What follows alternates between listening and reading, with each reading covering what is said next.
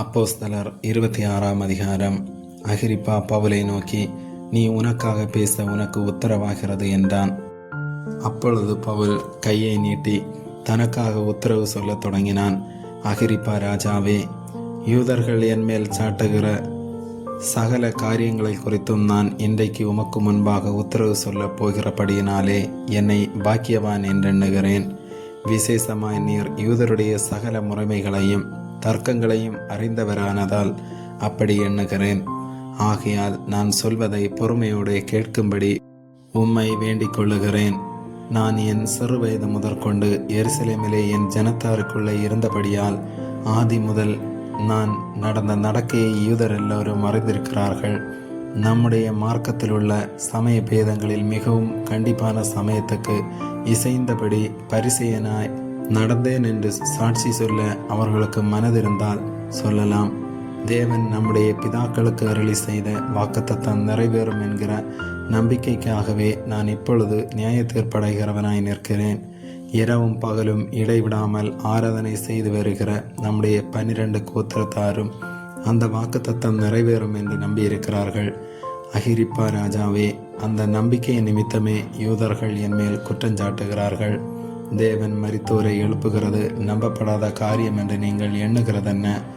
முன்னே நானும் நசரேயனாகிய இயேசுவின் நாமத்திற்கு விரோதமாய் அநேக காரியங்களை நடப்பிக்க வேண்டும் என்று நினைத்திருந்தேன்.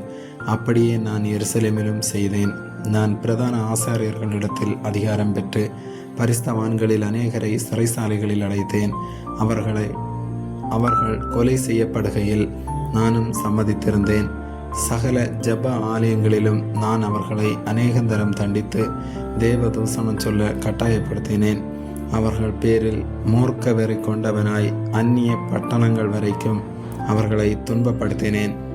இப்படி செய்து வருகையில் நான் பிரதான ஆசாரியர்களிடத்தில் அதிகாரமும் உத்தரவும் பெற்று தமஸ்குவுக்கு போகும்போது மத்தியான வேளையில், ராஜாவே, நான் வழியிலே சூரியனுடைய பிரகாசத்திலும் அதிகமான ஒளி வானத்திலிருந்து என்னையும் என்னுடனே கூட பிரயாணம் பண்ணினவர்களையும் சுற்றி பிரகாசிக்க கண்டேன். நாங்கள் எல்லோரும் தரையிலே விழுந்தபோது, சவுலே, சவுலே, நீ ஏன் என்னை துன்பப்படுத்துகிறாய்? முள்ளில் உதைக்கிறது உனக்கு கடினமா என்று எபிரேய பாஷையிலே என்னுடனே சொல்லுகிற ஒரு சத்தத்தை கேட்டேன். அப்பொழுது நான், ஆண்டவரே, நீர் யார் என்றேன். அதற்கு அவர், நீ துன்பப்படுத்துகிற இயேசு நானே. இப்பொழுது நீ எழுந்து காலூன்றி நில். நீ கண்டவைகளையும் நான் உனக்கு தரிசனமாகி காண்பிக்கப் போகிறவைகளையும் குறித்து உன்னை ஊழியக்காரனாகவும் சாட்சியாகவும் ஏற்படுத்துகிறதற்காக உனக்கு தரிசனமானேன். உன் சுய ஜனத்தாரிடத்தினின்றும் அந்நிய ஜனத்தாரிடத்தினின்றும் உன்னை விடுதலையாக்கி அவர்கள் என்னை பற்றும் விசுவாசத்தினாலே பாவ மன்னிப்பையும் பரிசுத்தமாக்கப்பட்டவர்களுக்குரிய சுதந்திரத்தையும் பெற்றுக்கொள்ளும்படியாக அவர்கள் இருளை விட்டு ஒளி நடத்திற்கும் சாத்தானுடைய அதிகாரத்தை விட்டு தேவனிடத்திற்கும் திரும்பும்படிக்கு நீ அவர்களுடைய கண்களை திறக்கும் பொருட்டு இப்பொழுது உன்னை அவர்களிடத்திற்கு அனுப்புகிறேன் என்றார். ஆகையால் அகிரிப்பா ராஜாவே, நான் அந்த பரம தரிசனத்துக்கு கீழ்ப்படியாதவனாய் இருக்கவில்லை. முன்பு தமஸ்குவிலும் எருசலேமிலும் யூதேயா தேசம் எங்குமுள்ளவர்களிடத்திலும் பின்பு புறஜாதியரிடத்திலும் நான் போய் அவர்கள் தேவனிடத்திற்கு மனந்திரும்பி குணப்படவும் மனந்திரும்புதலுக்கேற்ற கிரியைகளை செய்யவும் வேண்டுமென்று அறிவித்தேன். இது நிமித்தமே யூதர்கள் தேவாலயத்திலே என்னை பிடித்து கொலை செய்ய பிரயத்தனம் பண்ணினார்கள். ஆனாலும் தேவ அனுக்கிரகம் பெற்று நான் இந்நாள் வரைக்கும் சிறியோருக்கும் பெரியோருக்கும் சாட்சி கூறி வருகிறேன். தீர்க்கதரிசிகளும் மோசையும் முன்னமே சொல்லியிருந்தபடியே கிறிஸ்து பாடுபட வேண்டியதென்றும் மரித்தோர் உயிர்த்தெழுதலில் அவர் முதல்வராகி சுய ஜனங்களுக்கும் அந்நிய ஜனங்களுக்கும் ஒளியை வெளிப்படுத்துகிறவர் என்றும் சொல்லுகிறேனே என்று வேறொன்றையும் நான் சொல்லுகிறதில்லை என்றான். இவ்விதமாய் அவன் தனக்காக உத்தரவு சொல்லுகையில் பெஸ்து உரத்த சத்தமாய், பவுலே, நீ பிதற்றுகிறாய். அதிக கல்வி உனக்கு பைத்தியம் உண்டாக்குகிறது என்றான்.